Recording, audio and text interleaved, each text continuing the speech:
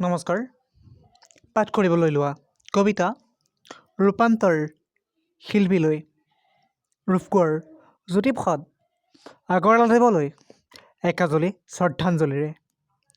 হে শিল্পী, আপুনি অমৰ আদিতেই যাত্ৰা কৰি আপুনি সঁচাকৈ অনৰেই কাললৈ অসমীয়া হৈ থকাৰ যি অদ্বিতীয় সংজ্ঞা আমাক শিকাই গ'ল,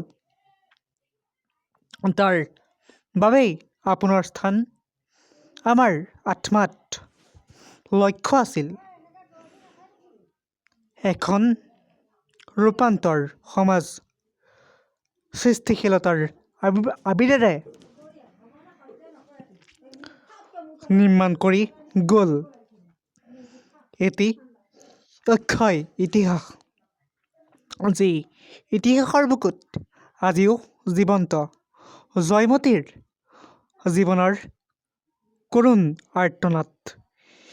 সেই শিল্পী, আপুনি সঁচাই তিনিও কাললৈ ৰাখি গ'ল আত্মস্বাভিমান।